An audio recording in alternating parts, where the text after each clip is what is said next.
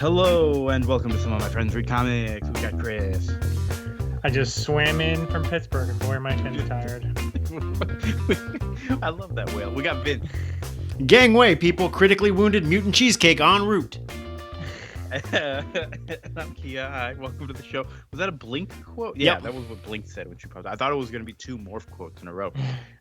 It was really weird. Morph? It's Age of Apocalypse. Everybody's like filling the same classic X-Men roles, but they're not the same people. Like we got a jokester, but It's true. We got jokesters. Yeah, we're reading Age of Apocalypse. So we already started reading Age of Apocalypse a while back. We started with the Legion Quest thing where Professor X's son went back in time to kill Magneto, but then accidentally killed Professor X instead. And now we got this whole Age of Apocalypse timeline. Yeah, we read X-Men Alpha, which kind of introduced us to the world. And then like little by little, we're going to be going through all these different mini-series here. This time around, we are reading Astonishing X-Men, just a 4-issue mini. Not to be confused with the Joss Whedon Astonishing X-Men from the 2000s. or the Warren Ellis, two real winners who wrote Astonishing X-Men. But the name came from here. And of course, afterwards, we're starting our next long read. We are reading the Korvac Saga from 1977. It spans a whole bunch of Avengers issues, but we are starting with the Thor Annual number 6, kind of where Korvac gets brought back into the spotlight a little bit. So we'll start that at the end. But yeah, Astonishing X-Men. Let's just start talking about it here. We have this status quo, which, Magneto's leading his team. I guess we can just jump right into it. Yeah, he's got his team, and he's like, hey, y'all, we're going to be sending y'all on a death mission, so it's going to be dangerous. There's Nightcrawler, Quicksilver, Iceman, Sabretooth, Morph, Storm, and Banshee. Although Storm and Banshee aren't really in this series. I guess they end up in one of the others. Yeah, they're an amazing X-Men. And Quicksilver, yeah. So Magneto is saying like, hey, I kind of believe what Bishop told us in X-Men Alpha, that the world isn't the right one, and we gotta do something to fix this. And that seems it seems very quick to already introduce that. I know, I guess they introduced that in X-Men Alpha, but like it's kind of weird because like we know that this is the wrong world, but I feel like we should still live in the world that they know a little longer before they catch up to the premise that we know. But I don't really know, Well, do you know what I'm saying? Like it's. I get what you're saying. We did see that kind of happen in. I think that was like the arc of Alpha number 1, where they were kind of living in that world, and then Magneto, whatever Bishop did to make him bring his memories back, then he was like, oh shit. Yeah, so there's a lot of these skeletons everywhere. That kind of gives them a hint if they're in like a Fallout video game. They're in the wrong world.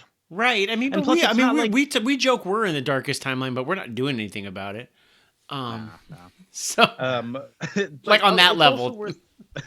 It's worth saying the other X-Men are just like, Magneto's losing it. Like, he's not right about this. We just got to fight Apocalypse and make sure he doesn't take over the world. And that's it. Like, that's all they're fighting for. So in that sense, like, they're not doing anything bigger than they think they are.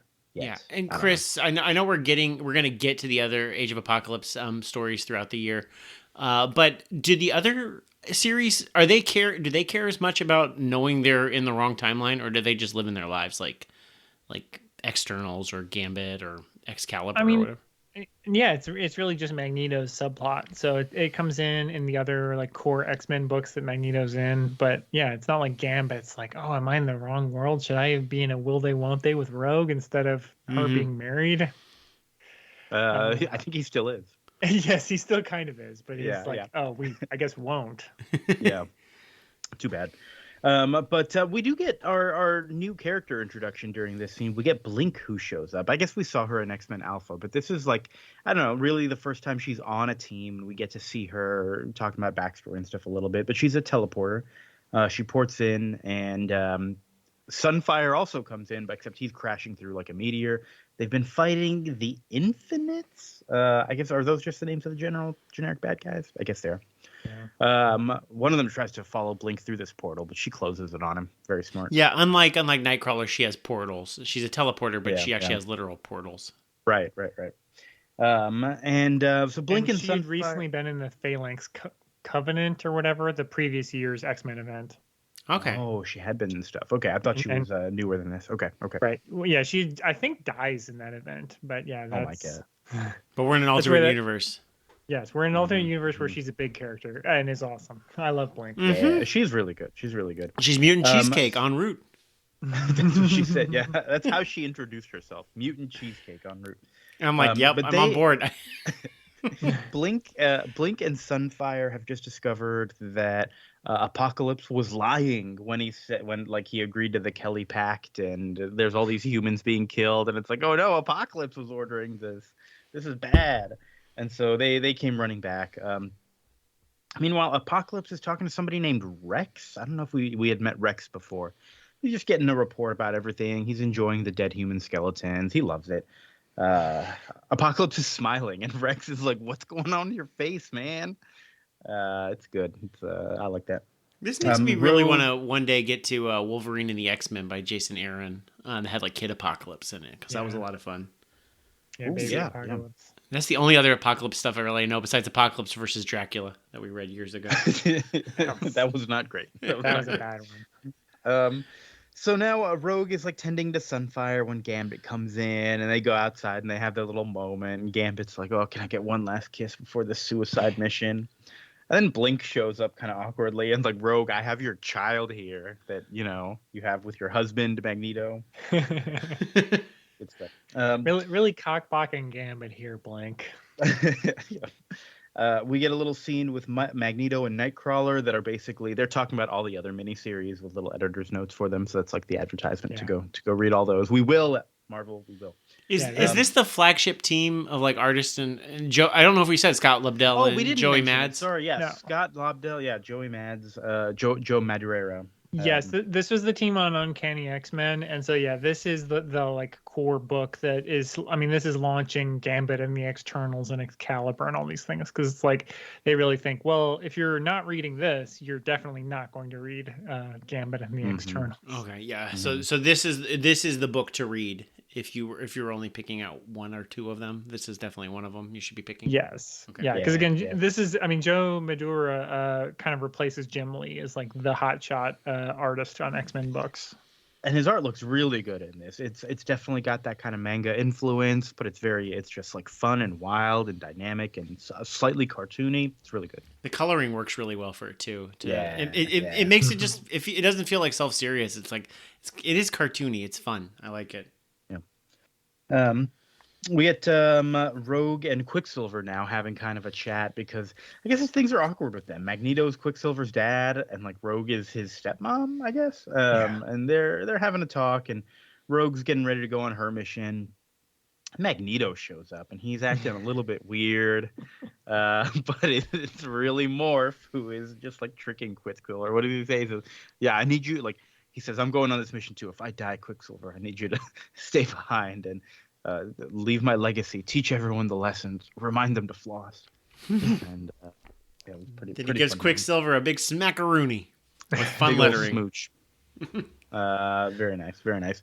Did anything else happen after this? Oh yeah, Bishop. There's also like there's Sabretooth basically in the Wolverine role. Of like, yeah, Sabretooth is so much. They're like, he's Wolverine, everybody. Yeah, he's Wolverine in this.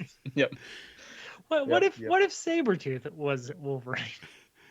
But didn't add any of his Sabretooth nuance to it. There's no like, how would Sabretooth be different in this role? No, he's just Wolverine with a different costume. He's just like, and even to the point where he's just like, I'm repressing all the horrible things I've done and like my animal nature. I'm like, yeah, that's Wolverine. That's still the same. Yeah, Bishop is in this, but he doesn't really do anything. He just kind of shows up every now and then to talk to Magneto, and it's like, we got to figure out this whole thing with the timelines and the past and the present. Yeah, and that's pretty much it. We do have Rogue and Quicksilver have a little hug, and they bond over Changeling used to have a stupid costume. But now, I don't know. He kind of dresses like Magneto. He's got like a cape. I like Changeling / Morph / whatever. Good character. Yeah, he's great. Yeah, I just think it's funny because I mean, Quicksilver is so weird when he's like, it's so long, mother. I'm like, you're making it so much weirder than it has to be. You really don't have to. I don't. Yeah. Do adult children a divorce when their parents get remarried? Are they like? Do they get like as adults? Do they call them stepmom? Or I feel like they just call her like Marcia. Yeah, you can just call her Rogue. It's fine. He's just being, like I said, he's just being extra and weird. So it's just typical Quicksilver. But yeah, but Rogue is, as we'll see, the leader of this like away team that's going on this mission. So we've got Rogue, we've got Sabretooth, who's Sabretooth, who's our Wolverine equivalent, and then his pet, Wild Child. Oh yeah, I didn't mention Wild Child. He's wild. He's like an animal. He doesn't really speak.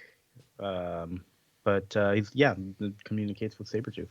Yeah, he was weapon alpha or something like that in Alpha Flight in the 80s. And then he does become Wild Child in X Factor after this, I think. But yeah, this is like a promotion for him that he's on the core X-Men group. He's, like I said, Sabretooth's pet, basically. And then Blink and Sunfire, and is that it? Or are we missing Morph? Morph. I think we've mentioned everybody at some point. They'll come up again. Well, it's nothing. Nothing we won't come back to. Because there's a few characters that are like there, but aren't, like Iceman, Nightcrawler, not on the team, but like they are in the first issue. And like Quicksilver, it doesn't show up again in these next few issues. He's going on the mission to Europe or somewhere. They're splitting their forces. Rogue and her team are going to Chicago. Yeah, so they go. This is issue 2 now. Rogue, she goes to Chicago to one of the Cullings, and there's like a bunch of humans running away, and they're about to be murdered. And Sunfire's got a lot of backstory in this, where he is just like kind of off the rails, a little hot-headed, I guess. I did not mean to do that. I really did not mean to do that. Sunfire, we know from like what. Giant Size X-Men, and I think he wasn't really in Big Hero 6, or at least our incarnation of it, right? He was in the original Big Hero 6, but I don't think he was in what we read. And he was the original Giant Size X-Men guy who quits like right away. Yeah, but here he's like real ready to just fight anybody and everybody. His whole country was like destroyed because of these people, and he's just ready to fight. So they're getting ready to kill all these humans, and they're there to save the humans and get them to safety. And Sunfire's like, no, this is the time. We gotta fight. We gotta fight them all. We gotta fight Holocaust. We gotta fight his minions. Holocaust is Apocalypse's kid, who's in like a big exosuit of some sort. Yeah. I don't like the name. I don't feel like it's a bad name. I don't feel like you should be named Holocaust. Any character should be named Holocaust around Magneto. Like, it just seems like insensitive. Yes. Unless he's specifically like we thinking this character's trying to be a dick to Magneto and be super anti-Semitic towards Magneto. And he is a piece of shit. And they mentioned he used to call himself Nemesis before he killed Magneto's daughter. So, which I don't even know who that would be. Polaris, maybe? I don't know who they're talking about. So yeah, he would have. When did he have a daughter? Did he have a daughter like in the normal continuity? That was killed by Nemesis, or is this in the continuity after Charles died? He had a daughter at some point. Yeah, this would be after Charles, and that's why I wonder if it's Polaris. Yeah, but because that's normally his daughter. But yeah, I don't know. It's just they hate each other. He calls himself Holocaust. He's Apocalypse Junior, but with a skeleton for a face. I'm okay with it. I'm okay with Apocalypse Junior with a skeleton for a face, calling himself a bad name. I did not realize he was Apocalypse's son. Okay. I think adopted. I don't think he's his biological. I don't know if it's a real. Yeah. He's also the first horseman of the Apocalypse. Does this book explicitly say the 4 horsemen of Apocalypse, or was that a concept before this series? Because I'm familiar with it, like from the cartoon, right? And wasn't like Iceman or somebody? Yeah. So Angel is what you're thinking of.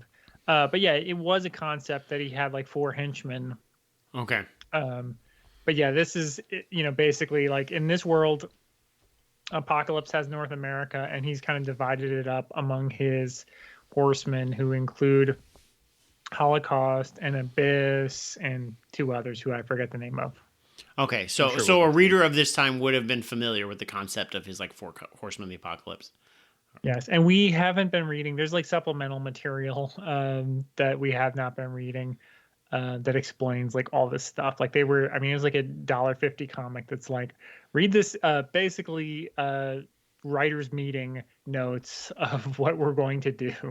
Yeah, because that's the weird thing about this book is because there is this feels like a side book to a core book that doesn't exist for me. That I feel like those are the kind of things I'm lost, but at the same time, like the fact that it doesn't exist makes sense to me, and I'm catching up like we talked about with the last Age of Apocalypse. I was like, I'm still along for the ride. Like, okay, the Horsemen are important. I don't know their exact deal, but I know they're important, and that's enough for this story. But you're not wrong. This is very much a side book because like the main books were Alpha and Omega, right? It starts with Alpha, ends with Omega, and this is just stuff in the middle of like world building, more details, everything else. Right. Okay. But yeah, it's 4 months and however many comics, like 30 comics worth of side material of like, well, look, we're putting out 4 books a month with all these series, and then we'll wrap it up. And Omega and Prime, so actually 2 2, okay ending stories that'll wrap everything up. Okay. But it is kind of funny because the issue 1 is sort of like, all right, everybody divide up, we're going to do missions. And then issues 2 through 4 are like, okay, here we go, mission 1. Yeah, because I'm the closest thing I can feel this is like House of M to me, which did have a core book, and then had like whatever the hell this world means to the Fantastic Four. Go read this story. But that again, that was like there was a House of M 1, 2, 3, 4, 5. Right, and this is more like House of M1 exists, then it splits out into a bunch of miniseries, and then they all come back together at the end. Is how this is going to be. Okay. Which kind of I like that system. I'm on board with the concept of it. So we get Sunfire's going mad. He's like, all right, I want to kill everybody, and that's not what is going to happen. That's not the mission. So Rogue, depowers him, touches him to gain his powers and his memories. She sees kind of Apocalypse destroying everything he loved, and she's like, oh, I'm so sorry. Yeah, Apocalypse has apparently killed the country of Japan in this world. Yep, killed Japan. Sabretooth and Blink have a nice tender moment. Sabretooth, we kind of see this later, but Sabretooth was there when they found Blink as a little toddler or whatever, and he's been like this nice father figure. It's basically Wolverine and Kitty Pryde. So or Jubilee. Yeah, it's crazy how much it is that where he's just like, look, I'm a tough guy, but I have this like teenage girl who's my friend. It's the same thing. I'm on board with Wolverine. It though. I at the same time I'm like, I know what role you're supposed to be filling here, and I like you. I wish there was a little more like Victor Creed to it, like how he would zig when Wolverine would zag, but for the most part I'm like he's got Wild Child on a leash, who's an animal. Yeah. We get a little bit of that in the next issue, but yeah, there's not a whole lot. So Sabretooth and Wild Child, did I accidentally skip ahead a little bit? I might have. Okay, here we go. Yeah, so Sabretooth and Blink, they're having their tender moment, and Sabretooth wants Blink to teleport him to Holocaust so that they can fight. And he's like, yeah, I know who's probably going to kill me, but that's okay, because then I want you to go finish the job. And everybody's ready to kill themselves. Everybody really is ready to kill themselves. I think Bishop even comments on it. It's like, wow, everyone here is ready to kill themselves. Every mission is a suicide mission. Edgy alternate world where everybody is very hot topic. Yeah. We're all gonna go to the grocery store. Some of us won't come alive. The sacrifice is worth it. Then I'm like, okay. So Rogue shows up and says, "No, you're not doing that." And Blink knocks her out and teleports Sabretooth over there, anyways. Seems like a bad idea. So Sabretooth and Wild Child get ready to fight Holocaust. Really, Holocaust is also kind of an idiot. He spills this info about how they've got a processing plant like up the road somewhere. And Sabretooth's like, all right, Wild Child, you got the info. Now go run back. And Holocaust is like, what? That thing's not just a dog. It can have memories and remember things? Oh, no. And Wild Child runs away. And Sabretooth and Holocaust stay to fight. Okay. He's like that asshole this that is just like talks like in front of like your kid, yeah. like thinking, they won't know what I'm saying. Yeah, that's just like Holocaust, Vince. The guy who's killing humans to put into his infinity machine. He's just like talking in front of children. Because I know, like, when people talk in front of my kids, like, oh shit, should I be quiet? Like, Holocaust doesn't give a shit. So this is where Sabretooth really lets loose, and like now that he knows he's got nothing, nothing to lose, he's gonna really unleash. He tries to take Holocaust down with him by smashing like his protective armor or something open, and he's like, I'm gonna rip you open, and we're both going down. But it's kind of an anticlimactic ending to issue 2 because that doesn't work. And I liked it though. I thought it was a good fight. I was like, I'm like on board. This is like when I was on board, but like I really liked Sabretooth in this book, probably because he was Wolverine. I'm like, he's fighting like an active villain. It makes sense. Everything is cool. It's a good cliffhanger for me. It's like, oh, he failed. Yeah. And he thinks he's like sacrificed himself to take out Holocaust, and then Holocaust like resets himself or whatever he does, and he's back in his little suit, and he's like, "Nice try, Victor." He's a piece of shit. So jumping into the next issue here, the credits noted that this issue had Scott Lobdell on the plot, but Jeff Loeb on dialogue. It's Jeff Loeb and Joe Mads, the Ultimates 3 classic team. Yes, classic team. Loved Ultimates 1 and 2. Issue 1 of Joey Mads and Jeff Loeb, and I was out. I'm like, no, this is terrible. Boy. So Wild Child is running away to get this information back to everybody, and Holocaust's minions have shot him down. And then Holocaust shows up to take over and kill Wild Child, and he sends the minions away. And they're like, "But boss, you told us to come over here." He goes, "Don't question me." And also, how did you get here before we got here? It doesn't make any sense.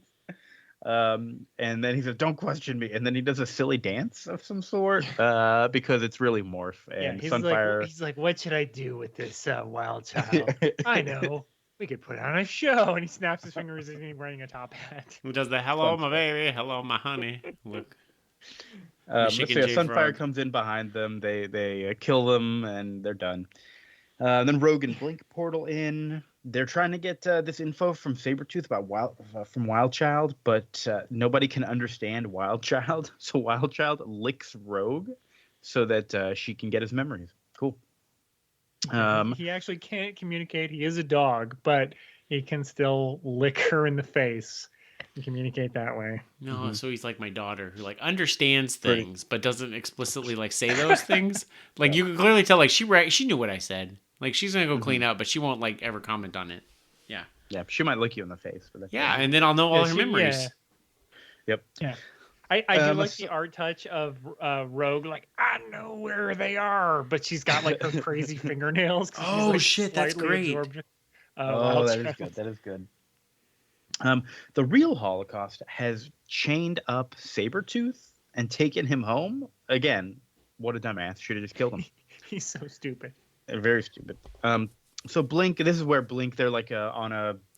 I wrote down a magic carpet, but I think Morph is like carrying. Sunfire is carrying Morph as like a big platform, and everyone's riding. And Blink is recalling Sabretooth, finding her, and she's like, "Oh, we gotta find Victor." Sunfire does not like how jovial Morph is. Morph does not care. Bishop and Magneto having conversations. Yeah, he does a Captain Ahab reference, which is subtle foreshadowing for what he's about to do. Whale. Yes.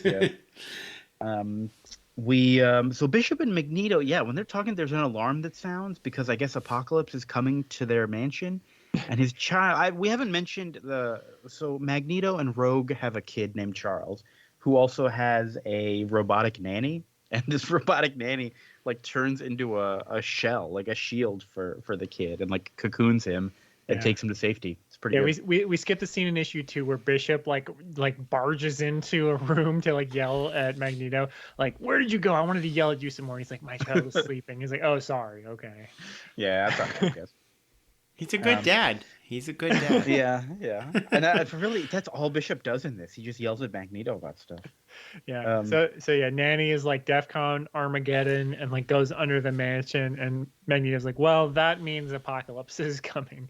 Which again, Apocalypse is in New York City. They're in Westchester County. So he's like taking the train to visit them. Like it's not far at all. But Charles's estate is like a place that, like, I guess has been abandoned since Charles died, however many years ago, and he still like hangs out in there, like to like brood. It's like over. It's like a dead mansion, abandoned mansion. That's why they're like Apocalypse. Like, why is he there? Okay. So now that the team knows where they have the memories of Wild Child, they know where the base is of Holocaust and his minions. So they're going Indianapolis. Yes. And so they enter through water. Morph enters the base as a giant whale. This is my panel of the week. This is great. The whale. It's a great panel. I mean, not just any whale, as Moby Dick. As Moby Dick. I really thought there was going to be like a Pinocchio joke or something where they all come out of the whale, or like at least like a Trojan horse joke or something. But they have jokers enough. And they pop out there and they start fighting. Blink goes looking for Sabretooth and finds him like all tied up and bloody. And that's the cliffhanger here. I thought it was like, hooray, they found him. But the beginning of the next issue seems to imply that he's dead. But then later we see him and he's not dead. So I don't know. Yeah, Blink not good at I guess doing CPR or checking for the pulse of a Sabretooth. Yeah. He looked like he had blood all over him, like he was dripping blood. Like he looked like he was dead. But he's also got, I mean, he's Wolverine and he's very hard to kill. Yeah. Well, we'll see how this all plays out. Blink goes after Holocaust now. She's like, you killed Sabretooth, that's bad. And fun fight. There's just some good use of portals into this fight. She's about to hit a brick wall. Nope, there's a portal. Uses a portal on Holocaust, dumps him into a vat of acid. Amazing. Perfect. It wasn't acid. What did they call it? Like genetic... I don't know. Well, because he's like, I'm faster than you. She's like, you're really faster than a fucking person who shorts portals? Like, are you fucking stupid? Yeah, she's like, my name is Blink. Like, that's that's her whole deal. Is she's very fast at these things. Yep. So we have Morph, Wild Child, Sunfire, and Rogue fighting a bunch of robots. Apocalypse has... That's also a great panel where Sabretooth is biting ones of their heads off. I guess that's where I'm looking. Was that Wild Child? God damn it! They have the exact same hair and costume. They do look the same. Well, one's just skinnier. Wild Child's a little one. One's a little one.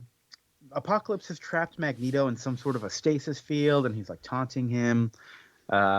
Goons are about to kill a bunch of flat scans, and Sunfire saves him. He feels happy to have been of service. Yeah, that's what they call humans. Flat scans. Because they don't have like a cool scan or something with Cerebro or something? Or what? No genetic abnormality or whatever. Okay. They scan flat because they're dead. Morph shows up to get Blink. Holocaust is not dead, though. Holocaust emerges from this vat of acid, and he's basically the same. But Morph gets up close and like does some stuff to Holocaust's head and reverses the electromagnetic flow of the Holocaust's brain. And Blink is like, how'd you do that, Morph?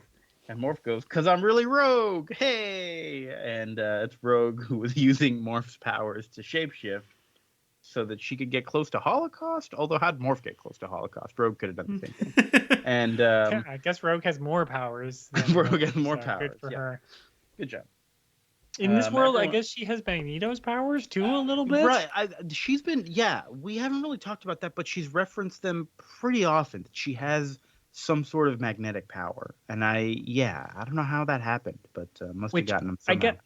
I guess that kind of makes sense because it's like that's how they have a kid. You know, she can't touch anyone. Gambit, whenever he flirts with her, she's like, I can't touch you, Remy. But somehow, like her and Magneto's have like gotten powers that cancel each other out, so that she can, be with Magneto. Maybe she inoculated. Maybe she like the iocane poison in Princess Bride, like she just took like small microdoses. It was sort of hinted at the time. Whenever there's a Savage Land, I think Jim Lee X-Men storyline where Rogue and Magneto kind of hang out and seem to have like some chemistry. So that's kind of what this is riffing off of. Okay. But yeah, this is just like she fully is able to be with Magneto and apparently has some of Magneto's powers permanently. So good for her. Yep. She's got a little cape too to show that she's Mrs. Magneto.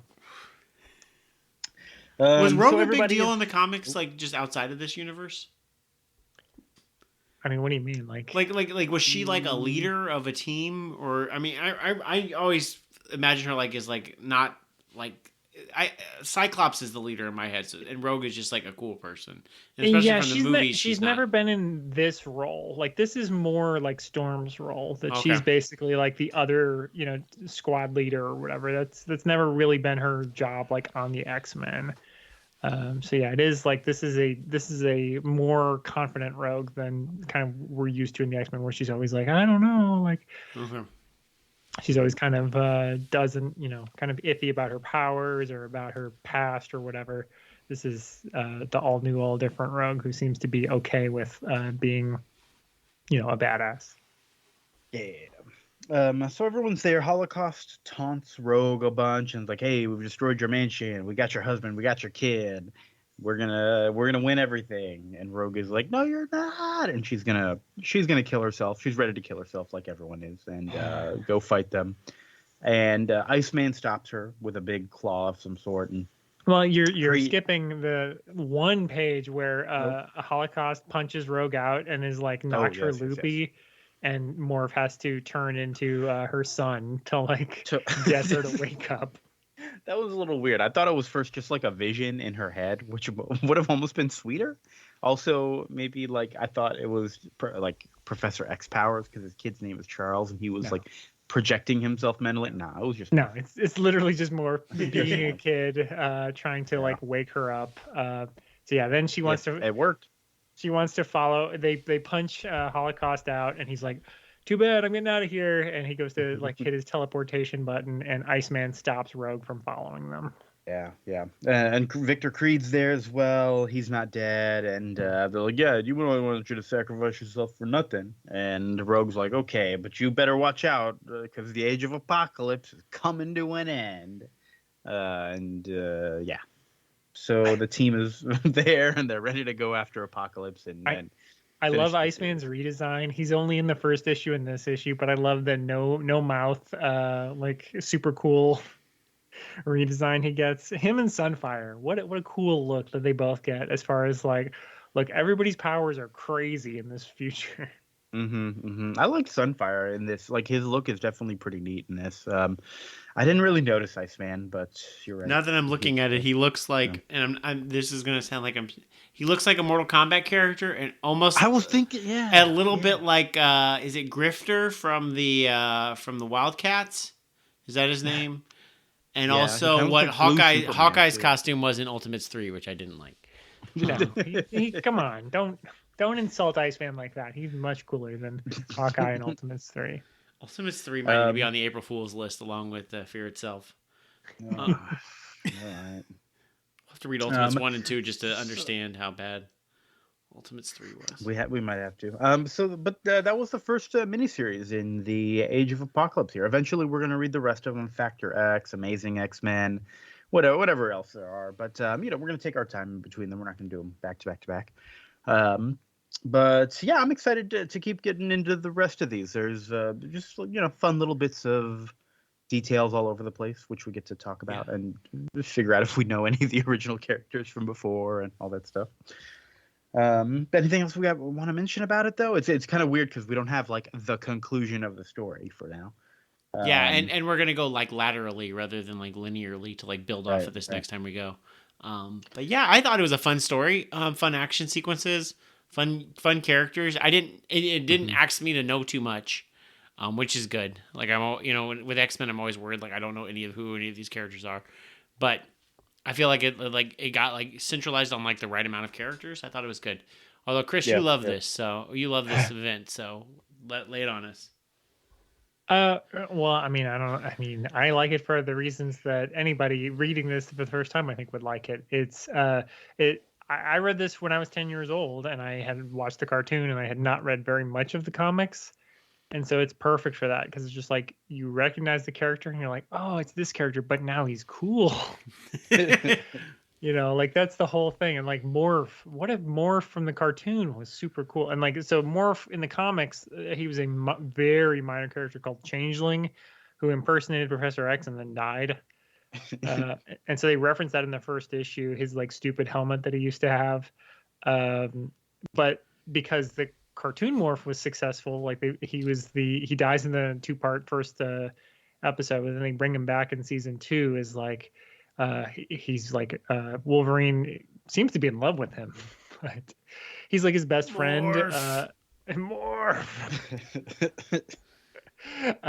But he's comes back, and Mr. Sinister has brought him back as like a sort of this dark Morph where he has huge bags under his eyes and is super pale, but he can like impersonate like a priest who marries Cyclops and Jean, or he can impersonate whoever. And you know, like it's such a fun concept in these issues. Like again, reading it as a kid, it got me like every time he pretends to be another character, and I was like, oh, it's Morph.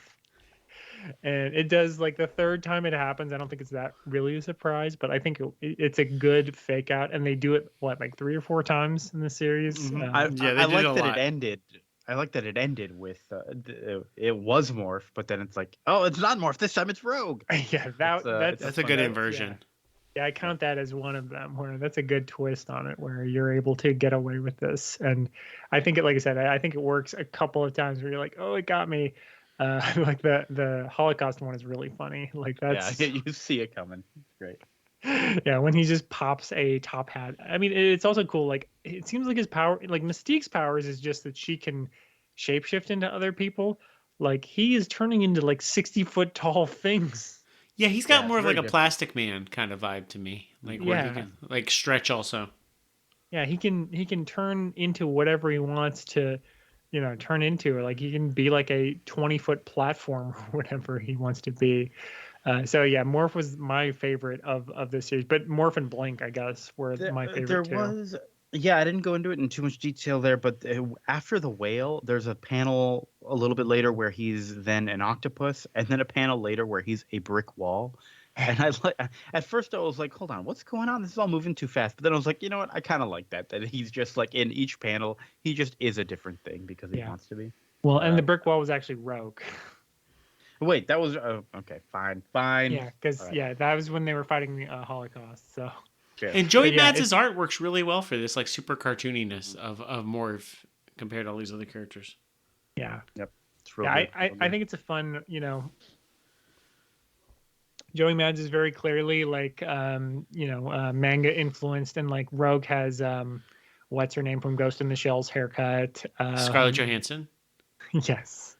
It's a character's name. Yep. Yeah, he has a lot of like manga influence, but I think it does a good job of like balancing how like, and if we do every single one of these series, a couple of them are pretty just kind of depressing. But this does a good job of balancing like how depressing it is with having like a little bit of like, oh, it's like a fun, comic book. It's not just like, oh yeah, there's like millions dead, we have to like dwell on it. It's like if you were to do that, I don't think you could get up in the morning in the age of apocalypse. It would be too bleak. Yeah, too blink. I think it's time we go on to our Korvac Saga long read here. Fans, we'll be back to the Age of Apocalypse soon. We'll let you know. But for now, Korvac Saga time. Also, Blink's real name is Clarice, which lets Victor do like Clarice, Silence of the Lambs references, which is weird. I forgot. I was feeling there were going to be more of those.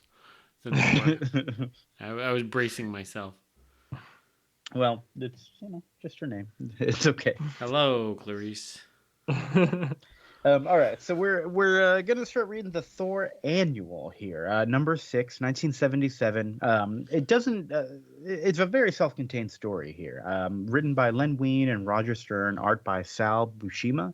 It looks like Klaus Janson on inks here. Illustrators extraordinaire. We're reading this because it's a long George Perez event, but this first one is not. But George Perez. But there's no George Perez here. That's okay. We're gonna get into it. But yeah, we start with Thor. He's just kind of flying around aimlessly. Where are we? Like 1977, also. 1977. Yeah. Okay. And he stops to help the police take down some terrorists who have this like a reactor in an apartment building that could take down the city. Why do they have a nuclear reactor in this building? Because they've been oppressed and they want to. I think they tell Thor, they're like, "Man, you don't understand what our lives are like." Their And, electric bills are really high during the winter, Chris, and they're looking for nuclear power as a safe and clean alternative. Maybe Texas needs to invest in this nuclear power. So Thor is like taking them down. They're shooting at him. He's swinging his hammer around to block it, all that, and then the reactor starts glowing, and they're like, "Oh no, one of the bullets must have hit. We're all gonna die." And so Thor's running towards this reactor, but it wasn't really the reactor that was glowing. They all just get teleported somewhere, and they're both gone. The reactor's gone, Thor's gone, and there's just like a hole in the floor. And we go to this spaceship where some dude in a shadow was stealing the reactor. And Thor wasn't supposed to get sucked up with it, but he was there. And so this dude's like... Is that Korvac? God, that is Korvac. Oh, but yeah. he is Of the very saga? specifically... Yeah, of the saga, yeah. He's very specifically in a shadow. Korvac. It's a very well-lit room, but no matter what angle you look at him from, he's in a shadow. He had to have designed it purposefully that way. Later in the issue, he's revealed. I don't know why it's a mystery now. It's such a... Yeah, and it doesn't, like... We don't recognize him or anything. Yeah. We're like, oh, of course, Korvac. I knew it. And so he's stolen this reactor, and he's like, I'm going to get rid of Thor, tries to kill him. But Thor fights back, so then he just teleports him away into the middle of space instead. I like this Korvac guy's style. I was like, I'm not dealing with it. Which somehow freezes Thor. Well, he's out in space, and I thought Thor could just fly through space normally like Superman does, right? He normally does, but I guess it's very cold in this part of space. Yeah. He's out by Pluto and stuff. He's in between solar systems. Okay. Yeah. He also just doesn't know where he is, right? He just got teleported there. Or when he is. Or when, you're right, or when he is. Is this in the Chapter 31st 2. century now? And the Guardians of the Galaxy exist in the 31st century? I did not know this. Yes. It took me a while to remember that. And I was like, and a few times they mentioned stuff, and I was like, oh, yeah. And at first I kind of thought, okay, Thor has been frozen in the middle of space for 1,000 years. But then it's like, no, wait, no. He got pulled through time when this dude pulled him with this portal. Yeah, I definitely read that he got time traveled. But now that I'm rereading this page, I don't know where that is. But I definitely know that the first time I read this. Yeah, totally. When he and the reactor get pulled out, he gets time traveled to the future. But we meet this future team now. We meet the Guardians of the Galaxy, and we get a quick little all rundown our of favorite movie characters. Yes, we have like Martin X. This is like the original Guardians of the Galaxy from before Yondu any is of the main there. characters. Yondu Yondu is is there. He is the last of the Alpha Centauri weapons masters. He's blue and he's got a mohawk, but he does whistle. So and he's got a bow and he whistles arrow. at an arrow, which is in the second movie. Mm-hmm. We have Charlie 27, who is a jovial militiaman, and I never wrote his name down again because he didn't do anything. We have he's from Jupiter. We have Martin X, who is the voice of Mario. He's the Crystal Man of Pluto. Chris Martin X. Is that Charles a Martin good X? Yeah, joke? that's good. I'm on board. We got Nikki. He's cousin of Skrillex. We have Nikki, who's just like some girl they've got. We have the Fire Girl. The Fire Girl. And we have Major Vance Astro. I guess he's the leader. He's a 1,000-year-old spaceman from Earth. Okay, so which I guess is how they ended up in the future. Like do either of you know who he is in present Marvel continuity? Because he is a superhero in the present day. Vance. Oh, Vance sounds so familiar. What was that guy's name? Yeah, I do know. Shit. Damn it. I don't know. It's one of those. Okay, tell us. Vance, do you know who this guy is? I don't know who Vance Astro is. He dated Firestar. It's Justice from the New Warriors. Fuck and Avengers Academy. I guess. Yeah. He normally sucks. Yeah, but in this version, he basically is Captain America, where he is frozen for 1,000 years. He's an astronaut, not a superhero, and then wakes up and discovers he has superpowers. There's a moment in the 90s where his teen self meets his Guardians of the Galaxy self, and it's just like, oh, I guess I won't become a astronaut in this future because I already have these powers. Cool. Um, and then we have there's also a guy named Starhawk who's flying outside the ship. He's kind of a loner. He's the one who knows, and yeah, that's it. Who Vance seems to hate. Yeah. Vince, were you gonna ask something? Yeah, so there are a few of these characters actually do appear in Guardians of the Galaxy 2. Like Ving Rhames plays Charlie 27. Mm-hmm. And I don't remember who plays Martin X, but he's definitely in Michael Rosenbaum, who I think is Lex Luthor from Smallville, plays Martin X in Guardians of the Galaxy 2. Who's Stallone's character? It says it's something Ogord. And then Michelle Yeoh is also Aleda Ogord. He's Stalker Ogord. It's definitely like Stallone and Michelle Yeoh and Ving Rhames were like a very early incarnation of Guardians of the Galaxy. Yeah. They're all supposed to be characters from this. I don't know specifically who is who. Yeah, and I don't know when, because I don't know if the Guardians changed between this and their original incarnation in 77. Changed. I did love, though, that like James Gunn was like, I could make the movies work with these original bullshit characters with like Stallone and Michelle Yeoh. Like, I could make it work. Like, just let me. Yep. Starhawk in the 90s becomes a girl, so that may be Michelle Yeoh's character. Okay. So anyways, they're flying through on their ship, and they intersect with like a power beam that throws them off balance, and then the team's got to work together to keep some equipment from falling over. Starhawk on the outside really quietly just kind of stabilizes everything, and then he heads in to like update the team. We also find out, even though, like I said, they kept it a mystery in chapter 1. They're like, who's sending Thor to deep space? We see, or I guess was that before or after? They find Thor and unthaw him, right? Yeah, they find Thor, and then they mention the Captain America thing, and then we start to like this thing is broken up into chapters here, but where we're like at the end of chapter 2, where the Korvac has a reptile man on board his ship, which instantly has me interested. He's a cool looking reptile man. Well, I was gonna say we have to talk about the guy that is my favorite Korvac henchman. We will talk about them all. But are you talking about Razar, who from Teenage Mutant Ninja Turtles 2, Secret of the Ooze? Yes, there is that guy. I'm talking about the like Cthulhu monster that's like oozing around. They're all great. Listen, we'll get to them. But for right now, we've just got this reptile man who's like, "Hey, there was this other ship, and I think we lost them, boss." And is that Mr. Teju? I don't know any of their names. I wrote down 3 of their names I found. Okay, so we now officially get to meet Korvac and his cool crew. Korvac is purple, and he's attached to a machine. We'll learn more about that later. Yeah, he's a cyborg, I guess. He's got Grot the Manslayer, who's like a little baby with antenna. Yep. A little gold baby. But he's like a real tough looking. Like, yeah, they call me a manslayer. Yeah, see.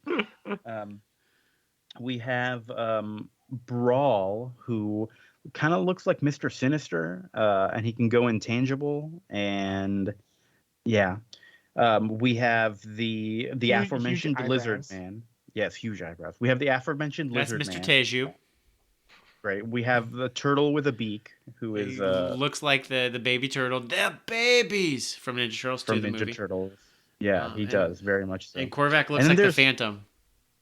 And then there is a squid or something, a Cthulhu-y beast. It's Dumog, the psychic blob, and it like communicates psychically, and he's great. He's a great character. He's the best, and he also like reaches out his little like tendrils to choke the turtle guy. Yeah, they're all fighting amongst each other, and they're not a very good team. And Korvac's like, everybody shut up. Listen to my backstory. And he tells them about how he was a tech guy who was really, really good at his job. But then he fell asleep one day, so his punishment was to get grafted to his systems and become a living computer, which then helped him beat his bosses. Great. Then he got teleported by the Grandmaster to fight Doctor Strange for some reason, and then he came back to the 31st century, and he found an empty planet, and he made an empire, and he's going to kill everybody who ever doubted him or kept him from doing this. Mwahaha. And he's got a real psycho look on his face. It's pretty good. Hey, Chris, Dumog apparently premiered in Giant Size Defenders #3, where he fought Daredevil and Submariner. Him and Teju, Mr. Teju, fought Submariner and Daredevil. That sounds awesome. Yeah, he fights... Yeah, the whole Defenders lineup of that series. So while he's going on while he's going on this rant about who he is and all that stuff, the lizard dude's like, "Hey, boss, that ship is back," and they're like, "All right, we got to get this ship." Meanwhile, Thor is meeting with the team. They get him on board, and he's what's the name of the ship? The Freedom's Lady. Okay. Yeah, not they don't, it's not named after the daughter from Who's the Boss Yet. No, Alyssa Milano. Yondu. Yondu is like, "Hey, this is a real life god." He like bows down. He offers up his bow, and Thor's like, "Hey, man, I appreciate that, but you don't got to do that." Thor then remembers them from a fight that Captain America and the Thing had with them, and he's like, "Oh, that must mean I'm in the future." But Captain America spoke real highly of y'all. Marvel 2-in-1 is a book we should check out at some point. Yeah, that's the Thing team up book. Yeah, that sounds like it could be a lot of fun. But they, he's like, "Yeah, Cap said nice things about the Guardians," and they're like, "Oh yeah, we've gained a couple members since then. We've gained Nikki, and was Starhawk also new since then? I don't remember." But they're like, "Yeah, we got new people." So they decide that they're like, "Okay, we got to go fight this thing." They go to attack the planet, and the planet sends drones out. So they're like, "All right, let's just dismount. We'll get onto the planet. We'll teleport down there." And chapter 4, they meet these weird things. They're so weird and creepy looking. Thor and Starhawk go to fight Korvac while everyone else kind of pairs up and does some fighting on the ground. Yeah, I like whoever realized, like, we took our best two fighters and immediately took them off the field. Yeah, that was a bad idea. But Korvac, I kind of like Korvac. He just keeps on teleporting Thor and Korvac away from him. Like, they'll get close and it's like, bye, until they realize, okay, we got to break his teleporting machine. Then he makes a force field, but then they're like, all right, we're going to break through this. Then he makes Thor and Starhawk fight each other. And so they start fighting each other. Meanwhile, this was my favorite part of these comics. Nikki zaps off the baby character's antenna, who goes like running away, wah, wah, wah, and then he says, "That's going to take me a year to grow back." Yeah. I really like Charlie's line. He's like, "They don't make manslayers like they used to." I like to imagine he has Bobby Hill's voice as he's running. I don't know you. He looks like it. He looks like a Bobby Hill for sure. Then so Thor and Starhawk are being made to fight each other, and Thor accidentally damages the structural integrity of the building, and stuff crushes Korvac, and they are able to break free of the spell. And what happened to Korvac? Did Korvac die, or they just forgot about him? He's got a saga, so I'm assuming he didn't. I'm sure he's not dead. But I don't know where he is. Is he in the 31st century? Is he back now in the 20th century? And well, all we really saw is that Starhawk uses the time travel device to send Thor back, and so Thor's home, and the Guardians are like, "Okay, cool. I guess we're done with everything," and Thor's gone. Awesome. So, and again, Yondu is like, "To think a god walked among us." Calm down, buddy. He was excited. He's the only one who understands the gravity of the situation. So yeah, that's the Thor issue. So again, not the Korvac Saga proper, but now we've got the backstory we need to be able to jump into it here. So next time it's going to be Avengers 167. The whole thing is going to be 167 through 177, but excluding 169. Yeah. But now you know who Korvac is, which you really don't even need to know this much. He is a robot from the future. Yeah, it's weird. We didn't really describe how he physically looks. I think you just got to look up a picture of him. It's imagine if I think he looks like the Phantom, like Billy Zane the Phantom with a red eye. But only from the waist up, because he is fused into a computer from the waist down. And it's if he was sitting at a really? There was some desk. Okay, I see that. I thought he just teleported accidentally into a wall. No, that's just him. He's just permanently. I just thought he was behind a desk, but now I'm seeing this. Okay, no, he is a computer man. It's like a giant skirt. That's not a skirt. It's like a giant disc that's just permanently on him, and that has computer stuff. It's very awkward. Yeah, this was an interesting read. It is funny, like the Sal Buscema stuff. Like this is very like Marvel methody to me, where like when Thor and Starhawk are fighting, and they're like, "No, I don't want to fight," but they're clearly just fighting. I'm like, all right, so I mean, Sal Buscema drew this first, right? And it's like, yeah, it'd be cool if they fought for a couple of pages. Like, why would they fight 27 pages into the story? Like, no, That's how it goes. Korvac is making us do a cool battle. I am excited for next issue though, because the cover has got Beast with Charlie 27 like doing like a double fist like flying full at him punch. It's amazing. Okay, all right. It's a good cover. It's a good cover, and then Beast is like in a bathrobe on the first page. It looks good. A bathrobe. Oh wow. Okay, this version I have doesn't have the covers handy right in front. I gotta find. It looks good. It looks good. It looks. All right. George Perez draws a lot of detail. I'm just flipping through it right now. It looks good. We're gonna George get into Perez. What? Too much detail from George Perez. Like my clutching my pearls.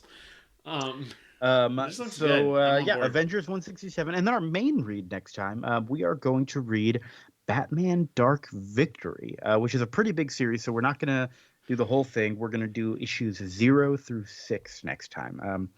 This is a sequel to Batman: The Long Halloween, which is one of the first books I feel like we covered on this show. We covered it, probably covered it our first like October Halloween. Yeah, there's a new Batman movie coming out that I went to go see a movie this weekend and I saw like Riddler on a cover and I was like on a poster. I'm like, oh yeah, there's a Batman movie coming out like March 4th or something. It's weird. I have no idea. I had no idea. Paul Dano is the Riddler, which is good casting. But it is good casting. I do want to see that guy get punched in the face. I want him to act like he's smarter than everyone and then get punched in the face.